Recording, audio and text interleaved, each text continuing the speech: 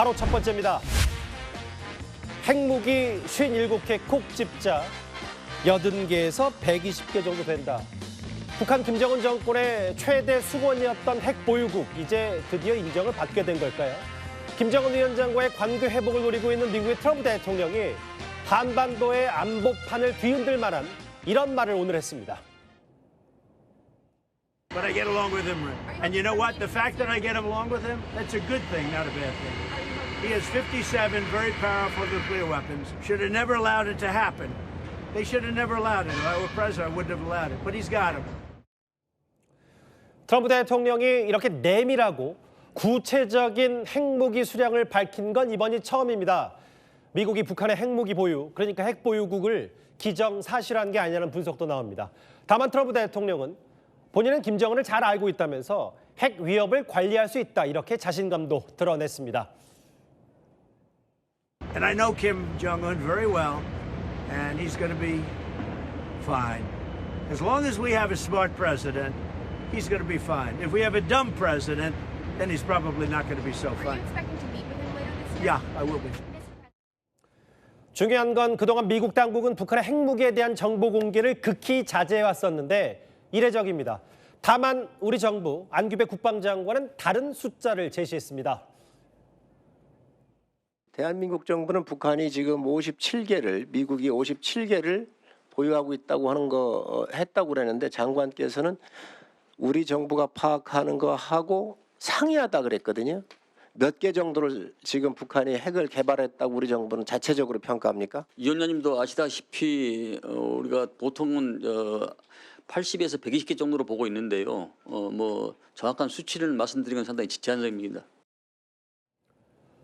저 말은 트럼프 대통령이 공개한 것보다 대략 많게는 2배 가까이 되는데요. 안규백 국방장관 일단 저렇게 국회에서 말을 했다가 국내 연구기관의 평가 내용이다라는 말도 덧붙이기도 했습니다. 미국이요? 북한에게 이렇게 비핵화를 요구하지 않고 핵탄두 동결과 같은 군축 협상에 가까운 접근할 수 있다, 이런 관측이 지금부터 제기가 되고 있습니다. 그럼 바로 다음 뉴스도 앞선 리포트와 이어집니다. 그러면 우리는 과연 핵을 개발하지 않는 거냐? 북한이 핵무기를 이렇게 실제로 갖고 있으니까 핵 보유국으로 인정하는 듯한 트럼프 대통령의 말이 나오면서 비핵화 논의 끝난 것 같다. 그래서 야당 일부에서는요, 오늘부터 바로 독자적 핵무장 목소리가 나왔습니다. 미국은 벌써 57개 인정을 했고 장관께서도 인정을 했는데 그렇다고 한다면 우리도 지금 핵을 개발할 겁니까? 안 할 겁니까? 우리는 핵을 개발할 수는 없습니다. 미국의 그러면 전술핵이라도 우리가 받아들여야 됩니까? 안 받아들여야 됩니까? 그건 미국의 전술핵도 우리가 받아들이면 안 된다고 생각합니다. 그리고 국회 국방위원장 출신인 성일종 의원, 비핵화가 유지되는지도 물었습니다. 미국이 비핵화를 포기하는 거로 보십니까? 저는 미국이 비핵화를 포기하지는 않은 걸로 보고 있습니다. 그런데 여기에서 김정은과의 대화의 목적이 북한과 비핵화인가 얘기를 하니까 이거에 대해서 언급하지 않겠다고 얘기를 했단 말이에요. 그것은 화전 양면 작전을 구사하려고 아마 그렇게 하지 않았나 이런 생각이 듭니다. 북한은 핵을 갖고 있는데 우리는 그럼 계속 비핵화 정책을 고수하겠다는 건가요? 그렇습니다. 이것은 한미가 그러면 균형이 안 맞지 않습니까? 그래서 미국의 핵 우산을 제공을 확실히 받는 그런 정책으로 우리가 일관되게 나가고 있는 것입니다. 우리는 어떤 경우도 북한의 핵 보유국을 인정할 수가 없습니다. 그리고 비핵화 정책은 변함이 없고요. 우리는 북한의 비핵화 정책을 고수하겠다. 트럼프 대통령이 일단 57개라고 인정했는데 말이죠. 오늘 국민의힘의 윤상현 의원, 안규백 장관의 저 발언을 두고 북한의 핵무기는 100개 안팎이라면서 정작 우리에게 필요한 억제력 강화 방안에는 왜 먼저 선부터 그은자면서 우리의 선택지를 하나씩 지어간다면 대한민국 안보를 위태롭게 한 역사의 죄인으로 기록될 수 있다, 이렇게 주장을 했습니다. 북핵 관련 리포트 쭉 만나봤고요. 지금부터는 이제 정치권 소식으로 들어와 볼 텐데 조금 전 들어온 속보가 있습니다. 바로 저 내용입니다. 국민의힘 내부가요, 다시 요동칠 것 같습니다. 불과 1시간 전쯤이었습니다. 국민의힘 윤리위원회가요, 조경태, 권영진, 서범수, 진종호 저 4명 의원에 대해 당원권 정지 중징계를 내렸습니다. 조경태 의원 2년 6개월, 진종호 의원 2년, 권영진 의원 1년 6개월, 서범수 의원 각각 10개월입니다. 저 공교롭게도 저 4명은요. 징계 대상이었던 저 4명 모두 장동혁 대표와 각을 세우던 이들이었습니다. 기억하시겠지만 각각의 징계 사유는 이랬습니다. 돌려차기 발언부터 혹은 박덕흠 국회 부의장 같은 당 낙선 요청까지 중징계를 연이어 받은 4명의 국민의힘 현역 의원들입니다. 사실 이들 중에 한 명 윤리위에 출석했을 때도 윤리위를 향한 당을 향한 반발 목소리가 거셌었습니다. 윤리위가 질의하는 것 자체가 마치 당신은 잘못을 했으니 오늘 여기서 판결 받아라 이런 식의 질문으로 유도하는 부분에 있어서 매우 유감스럽고 불편했다라는 말씀 드리고 싶고요. 사실관계를 확실하게 밝히기 위해서 출석을 했음에도 불구하고 위원장의 발언은 한국말을 못 알아듣냐 이런 식의 발언이 상당히 불쾌했습니다. 이 정도 징계 수위면요. 당원권 정지 10개월에 서범수 의원 정도만 빼면 나머지 3명 조경태, 서범수, 아니죠. 조경태, 권영진, 그리고 진종호. 내후년 총선에서 국민의힘 후보로 사실상 출마할 수 없게 된 셈입니다. 바로 조금 전 무소속 한동훈 의원, 공당을 사당하기 위한 선택적이고 자의적인 징계 정치가 계속되고 있다. 국민들에게 버림받게 될 것이다라고 이번 징계를 비판했습니다. 예. 오늘 제가 오른 다음 리포트입니다. 이제부터는 정부 여당과 야당의 갈등 포인트를 하나하나 만나볼 텐데요.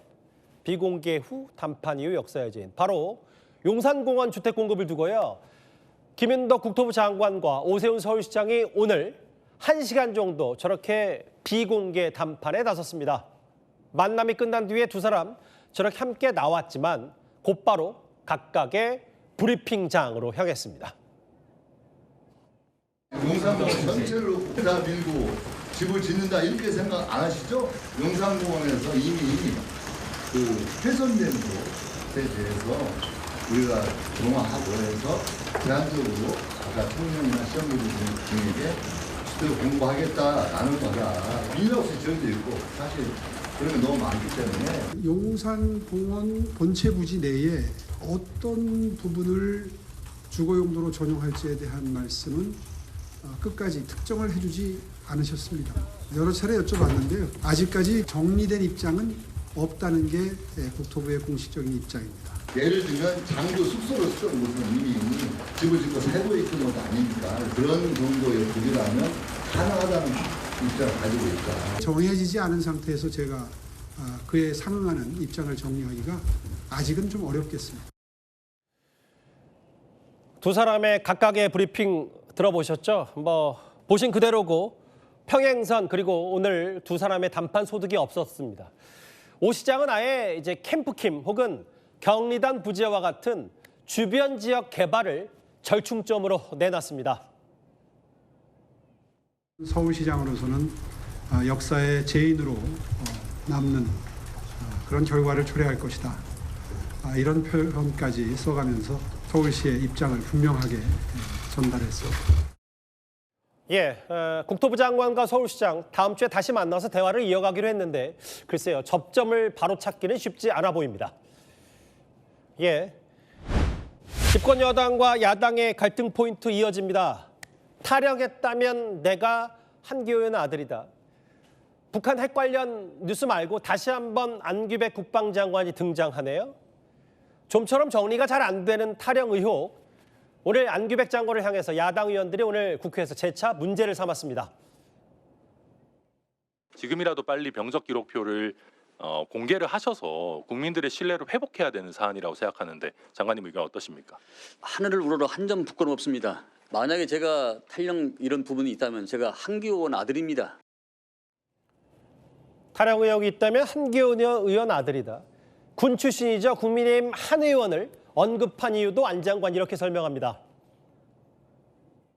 아니 뭐 장관님께서 동료 의원, 뭐 한교 의원 아들이다 이렇게까지 이야기하시는 게 좋은데 그 정도까지 아니, 자신감이 왜냐하면 한교 의원이 먼저 그 문제를 제기를 했기 때문에. 후보자님의 방위병 복무, 단기 병사로서의 근무에 대한 의혹이 많다는 것은 본인이 잘 알고 계시죠. 하지만 안규백 장관은 병적기록부 공개 요구엔 다시 한번 선을 그었습니다. 병적기록표를 위원회 차원에서 공개하는 것을 요구를 했는데 그것은 이미 제가 짧게 말씀하십시오. 청문회를 통해서 안 하신다 이거죠? 네, 청문회를 통해서 다 알았습니다. 소명을 했던 상황입니다. 그러면서도 국방장관은 이 최전방 빈총 경계 논란에 대해선 몸을 낮췄습니다. 북한군이 침범해도 경고 사격을 자제하고 전방부대 병사들에게는 3단봉이나 빈총을 쥐고 경계하라고 하고 국민적 우려가 발생하지 않도록 더 세심하고 촘촘하게 정책을 집행하고. 예, 안규백 장관이나 국방부 나름대로는 이 타령 의혹이 해소됐다는 생각인지 모르겠습니다만 안 장관이 저렇게 국회에 나올 때마다 번번이 임기 내내 이 타령 의혹 공방 반복될 것 같습니다. 예, 제가 오늘의 뉴스 이겁니다. 직무정지 나서자 권력 남용이다. 최근 여의도 국회에서나 본인이 소속된 국민의힘에서나 가장 논쟁적인 인물은 바로 단연 5.18 토론회를 연 이진숙 의원일 겁니다. 집단 폭력입니다. 무슨 집단 폭력이야? 당신이 지금 강기시민한테 집단 폭력을 행사하고 있는 거야? 여기 잠깐만요. 이진숙 의원님 TV라면서 생방송하는 거 있거든요. 누가 하고 있어요? 유튜브 하세요 그러면. 유튜브 하시라고. 국회의원 하지 마시고. 나가서 하세요. 개인 방송은 밖에 나가서 세요. 열어서 하세요. 말할 자격 없는 사람이 말하지 마세요. 어디 봐서 그런 말 하고 있습니까? 저 장면 이후 그리고 오늘 민주당의 신임 김민석 대표 조정식 국회의장을 만나서 이런 말을 합니다. 제일 먼저 이진숙 거취 문제를 해결해야 된다고 봅니다. 최근 논란이 된 이진숙 의원의 5.18 폄훼 문제는 같은 국회에 앉아있기가 부끄러운 상황입니다. 같이 앉아있기가 부끄럽다. 그리고 김민석 대표, 아예 이진숙 의원 호칭도 뺀 채 직무정지를 추진하겠다고 밝혔습니다. 이게요, 직무정지를 하려면 제적위원회 3분의 2 이상 200명 찬성이 필요한데 국회의원 제명은 의석수가 부족해서 이게 쉽지 않으니까 아예 150석으로 가능한 법으로 이진숙 의원의 1년간의 직무를 정지하겠다는 겁니다. 정점식 원내대표, 같은 당의 원내대표도 사실 5.18 토론회를 말렸지만 이진숙 의원이 밀어붙이면서 당내에서도 여론이 안 좋은 건 분명한데요. 다만 설춘직인 의원의 권한을 이렇게 제한하는 건 별개의 문제라는 시각도 동시에 있습니다. 이진숙 의원 오늘 국민이 선출한 국회의원을 사실상 탄핵하려 한다며 다수당의 권력 남용이다라고 김민석 대표에 대해 강하게 반발을 했습니다. 이번엔 사건 사고 소식 가볼까요? 남편 로비에 짬짬이 경찰 잘 끝날 거야. 예. 최근에 경찰의 부실 수사 혹은 비위 문제가 자주 등장합니다. 이 인플루언서 양정원 씨의 사기 사건을 무마해주는 대가로요. 뇌물을 받은 전직 서울 강남경찰서 수사팀장 얘기를 한번 해보겠습니다. 이 방송인 출신 인플루언서 양정원 씨가요. 2년 전 필라테스 가맹점 운영과 관련해서 사기 혐의로 고소를 당했습니다. 강남경찰서가 수사에 들어갔고 양정원 씨 남편이 이 친분이 있던 경찰청 경정국 간부에게 연락을 해서 사건 무마를 부탁했다는 게 검찰 수사 결과입니다. 이런 청탁은 강남경찰서 A 경감에게 전달이 됐고 남편은 안심하라는 전화까지 받았습니다. 다음 주에 끝날 거야. 잘 끝날 거야, 잘. 아, 우리 와이프 거예요? 아, 그럼. 네, 형 감사합니다. 강남서 A 경감은 사기 피의자 신분이었던 양정원 씨가 참고인이 돼서 수사가 중지됐다고도 알렸습니다. 오늘 참고인으로 중지시켰대. 형님 그러면 날짜 주세요. 피의자에서 참고인으로 둔갑시켜 수사 대상에서 제외시키고 아예 수사를 종결시킨 건데요. 이 검찰은 수사 무마 대가로 명품 스카프와 유흥 접대를 받은 혐의로 구속된 A 경감 등을 재판에 넘겼습니다. 예. 공터엔 거대한 차량 무덤. 저희가 잠시 시선을 거제 수해 복구 현장으로 돌려보겠습니다. 예, 여기는 경남 거제의 한 시골 마을입니다. 이 노부부가 사는 집 내부에는 꺼내지 못한 세간살이가 저렇게 한가득입니다. 무거운 소파는 옮길 엄두조차 나지 않습니다. 이 선생님들 안 왔으면 오늘 우리가 참 손도 못 나갔어요. 이래 허리가 아파가 이래가. 침수 피해를 입은 마을의 한 집에 저희 취재진이 들어갔는데요. 전기도 완전히 복구되지 않은 상태입니다. 물에 잠겨 망가진 세탁기는 한 켠에 겨우 세워놨습니다. A센터 문의 한번 해보고 안 되면 버리려고. 이 문을 닫았던 학교는 오늘 등교를 시작했지만요. 등교길이 만만치가 않습니다. 저렇게 교문 앞에는 부서진 차량이 그대로 방치가 돼 있습니다. 평탄한 길이었는데 저기 기구들도 막 무너져 있고 좀 파손된 것 같아요, 많이. 같은 거제의 다른 마을로 한번 가봤습니다. 아스팔트 조각들이 가득한 저 마을 출입로는 지금도 손도 못 대고 차들이 저렇게 그대로 서 있습니다. 도로교통만 임시개통으로 어제 했어요. 지어놓은 사람은 아직 아무도 없어요. 또 다른 수해 피해, 수해 복구 현장 한번 가보겠습니다. 저렇게 넓은 공터에 차량이 한가득인데요. 저건 놀러 온 차들이 아니고요. 보신 그대로 가까이서 보니까 흙탕물 범벅인 침수 차량들입니다. 물을 먹어 쓰지 못하게 된 차들을 폐차 절차를 밟기 전에 저렇게 보험사들이 일부 매립지에 임시로 모아놓은 겁니다. 차가 대략적으로 들어와 있는 것만 한 200대 가까이 들어와 있고요. 시간이 없습니다. 그냥 왔다 갔다 하죠. 지금껏 모인 차량은 무려 1000대에 육박합니다. 하루아침에 차를 잃은 차 주인들은 황망한 마음으로 저렇게 트렁크 짐들을 정리합니다. 폐차를 하자 이래서 폐차를 좀 정리를 하고 있습니다. 저희 분신이나 갔는데 현재로 꼼짝을 할 수가 없어가지고 많이 안타깝습니다. 어제까지 11개 보험사에 접수된 침수 피해 차량은 1,700여 대입니다. 추정되는 손해액만 무려 145억 원이 넘는데요. 그런데 이게 끝이 아니어서요. 지금도 보시는 그대로입니다. 침수된 지하 주차장에 아직 여전히 갇힌 차량이 수백 대가 넘는 것으로 추산됩니다. 거제를 살리기 위한 수해 성금들도 각지에서 이어지고 있지만 정부 차원의 보다 구체적인 지원 대책이 빨리 나와야 할 것 같습니다.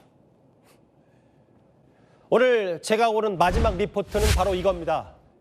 한복을 닮은 한푸에 속지 마세요. 예. 최근에 중국의 한 유명 인플루언서가 본인 자국의 전통 의상 한푸를 입고 경복궁을 누비는 SNS 영상이 꽤 논란인데요. 화면 하나를 한번 만나보겠습니다. 저렇게 관광객들이 휴대전화를 들어 사진을 찍고 이 영상과 함께 찍는 사진을 함께 찍는 외국인도 있습니다. 옷이 예쁘다는 듯이 감탄도 하는데요. 그런데 이 여성이 입고 있는 옷, 바로 중국식 전통 의상 한푸입니다.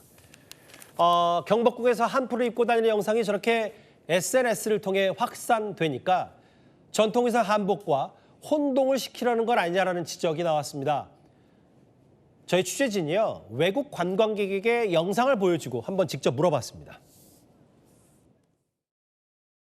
In this video, what kind of clothes does it look like? Hanbok, the print of the skirt, and the colors, so the orange and red colors. Hanbok, yes, sure. But this is not a hanbok. This is Chinese traditional clothes. But I remember it different. But it actually looks like an hanbok. 일부 중국의 누리꾼들은 한복이 한푸에서 유래됐다고 주장하고 있어서요. 시민들도 우려를 하고 있습니다. 저희 한국의 문화가 중국을 모방했다라고 오히려 생각해서 한국의 좀 정통성이 훼손되는 일이 있지 않을까 하는. 복식 전문가들은요, 치마의 볼륨감과 주름 등의 풍성한 한복과는 달리 저렇게 옷을 휘감는 방식의 한푸는 여러모로 분명히 구별이 된다, 이렇게 지적했습니다. 오늘 김종석의 리포트는 9개였습니다. 예, 지금부터는 제가 앉아서 전해드리겠습니다. 이번은 더 하나하나 뜯어봐야 할 이슈를 제가 한번 가져와 봤습니다. 김종석의 왜, 오늘은 바로 이겁니다. 예. 57개 왜, 50개도 아니고 60개도 아니고 정확히 57개입니다. 이 트럼프 대통령이 오늘 공개적으로 밝힌 북한의 핵무기 개수인데요. 그런데요, 이 얘기를 하기 전에 또 다른 북한의 핵 위협, 조금 전에 국회에서 새롭게 알려졌습니다. 그러니까 전술핵 탑재가 가능한 북한의 600mm 초대형 방사포의 전방 배치가 국방부를 통해 공식 확인된 겁니다. 사거리 60km의 신형 자주포, 600mm 초대형 방사포 KN-25라고 하죠. 그리고 전술핵 탑재가 가능한 단거리 미사일 KN-23, 24를 전방 분단에 배치하고 있습니다. 그럼 이러한 북한군의 요새화 작업이 어제 오늘 시작됐냐? 아닙니다. 국방부가 그동안 대책을 강구한 게 있습니까? 특별한 게 없다고 생각합니다. 북한군 국경선 요새와 관련하여 좌표 설정 등 여러 가지 대응 전략 전술을 지금 다 세워놓고 진행하고 있다, 이렇게 말씀을 드립니다. 전술핵이란 한마디로 핵무기를 작고 가볍게 만드는 걸 의미합니다. 국방부는 올 상반기까지만 해도 해당 방사포의 실전 배치 동향이 없다고 주장해왔는데 조금 전 이 사실을 오늘 국방부가 공식 확인한 겁니다. 야, 전술핵 방사포라. 큰일인데요. 갑자기 북한이 이래저래 사실상의 핵 보유국으로 인정받은 것 같습니다. 이 트럼프 대통령이 오늘 아예 공인을 해준 것처럼 매우 강력한 핵무기 57개, 제가 설명을 위해 잠시 밖으로 나와봤습니다. 북한의 핵무기 대략적으로는 1년 전보다 10개는 증가된 것으로 알려졌습니다. 여기 뭐 자강도, 신풍동, 그리고 미사일 기지, 함경강도, 상남리까지 지금 북한 전역에 곳곳에 배치가 돼 있죠. 보통요, 핵무기 한 10개에서 20개 정도는 상대의 공격을 막아내기 위한 용도, 그러니까 자체 방어용으로 씁니다. 그런데 그 이상을 가지고 있으면 그때부터 2차 타격, 단순히 말해서 반격이 가능해집니다. 그래서 인도나 이스라엘이나 파키스탄, 대략 지금은 한 100 후반대에서 90기 갖고 있는 이 세 나라, 지금 북한 정도, 그러니까 대략 50에서 60개 정도 됐을 때 핵 보유국으로 인정을 받았습니다. 북한의 핵 핵탄두가 실제로 60개 정도다라는 트럼프 대통령의 말을 고지고대로 믿으면 유사시에 김정은 위원장이 원하는 대로 미국을 공격하면서 가까이 있는 이 한국과 일본도 위협하고요, 예비용까지 남겨두는 게 동시에 가능합니다. 그래서 왜 57개냐? 57개 정도니까 핵보유국이다. 3년 넘게 미국이 유지해온 북한의 비핵화 방침을 사실상 트럼프 대통령이 폐기한 것 같다, 이런 해석이 가능합니다. 그리고 트럼프 대통령의 오늘 저 발언에 또 다른 의미를 담고 있다는 해석도 있습니다. 57개라고 정확하게 얘기를 했거든요. 마치 57개는 갖고 있어도 좋다는 뉘앙스가 좀 있는 것 같아요. 상당히 위험한 거죠. 북한 너네 핵 능력을 속속들이 알고 있으니까 일단 핵 협상 테이블에 나오라, 이게 트럼프 대통령의 메시지라는 건데요. 글쎄요. 중간 선거가 급한 트럼프 대통령이 결국 미국의 본토의 위협만 줄이고 우리나라를 겨냥한 핵 위협은 그대로 놔두는 이른바 반쪽 합의가 나올 가능성도 많아서 우리 정부로서는 그게 가장 큰 걱정입니다. 실제로 북한은 불과 몇 시간 전에도 동해상으로 미사일 10여 발이나 무더기로 발사하면서 계속해서 몸값을 높이고 있습니다. 김종석의 왜 두 번째입니다. 1조 원 왜? 1조 원 왜? 사실 지금 모든 부동산 이슈를 정부의 용산 청년주택 구상이 삼켜버리고 있죠. 그런데요, 용산이 실제 집이 지어지기까지는 크게 3번의 큰 벽을 넘어야 합니다. 첫 번째 오염 토양 제거, 두 번째 서울시와의 협의, 그리고 마지막 여론의 추이일 텐데요. 첫 단추는 아직은 오염된 저 용산 땅. 그런데 청와대의 용산 청년주택 생각은 이렇습니다. 오염되어 있는 그 땅의 물질들을 파내서 공원으로 조성하는 데 드는 비용이 오히려 더 막대한 비용이 들게 되는 것이죠. 현재 그 오염 물질들을 주택을 짓기 위해서 파내서 다른 쪽으로 이렇게 옮기는 것이 비용 면에서 낮고요. 어차피 오염 물질을 없앨 거 비용 면에서 공원보다 집을 짓는 게 낫다는 얘기인데요. 그런데 오늘 아침에요. 한 시민단체, 한 환경단체가 라디오 인터뷰에서 용산 공원에 대해서 이런 주장을 합니다. 용산 미군기지에는 석유계 총탄화수소와 크실레 같은 유류계 오염물질, 비소, 납수은, 아연 등 중금속, 그리고 다이옥신과 벤조피렌 같은 맹독성 발암물질까지 확인됐습니다. 더 심각한 것은 전체 부지 중에 어느 일부에 해당하는 게 아니라 전체 구역의 한 82% 지역에서 일지역 우려 기준을 넘은 오염이 확인됐다는 겁니다. 환경단체 주장은 생각보다 오염이 더 심각하고 게다가 저런 땅에 집을 짓기 위해 외부로 토양을 갖고 나와 정화를 하면요. 기존보다 2~3배가량 돈이 더 든다는 게 전문가들의 평가입니다. 실제로요. 과거 평택 주한미군 주변 지역의 오염 토양 정화에 들어간 비용과 단수 비교를 한번 해봤습니다. 용산공원의 1m 깊이 토양을 정화한다고 가정할 경우 대략, 아주 대략이지만 1조 9천억 넘게 필요하다는 결과도 나왔습니다. 그러면 이걸 주무부 장관인 김윤덕 장관은 잘 파악하고 있을까요? 그럼 100번 양보해서 오염 정화를 한다. 그러면 그 정비 비용이 얼마나 소요될 것으로 추산하십니까? 제가 수치는 정확히 기억하지 못하고 있습니다. 환경단체에서는 최대 1조 원까지 추정을 했습니다. 그러면 장관님, 그 토양 오염을 정화하는 비용은 미국이 돼야 되는 겁니까? 아니면 입주자가 돼야 되는 겁니까? 아니면 국민 세금으로 이거를 부담해야 되는 겁니까? 그건 그 책임 소재가 저는 아직까지 미국이 있다고 생각합니다. 미국이 책임지게 원칙적으로 맞다 이렇게 그럼 생각하고 미국하고 있습니다. 이 부분에 대해서 상의하신 적 있으세요? 논의에 들어가시거나? 일단 저희 이 용산공원 부지 이양 문제에 대해서는 저희 국토부가 주체가 아니고 국방부가 주체입니다. 그래서 국방부한테 디테일하게 확인할 수 있도록 그렇게 하겠습니다. 1조 원이든 1조 9천억 원이든 아니면 그거보다 비용이 적게 들든 정부 당국과 환경단체의 관점이 다를 수는 있습니다. 다만요.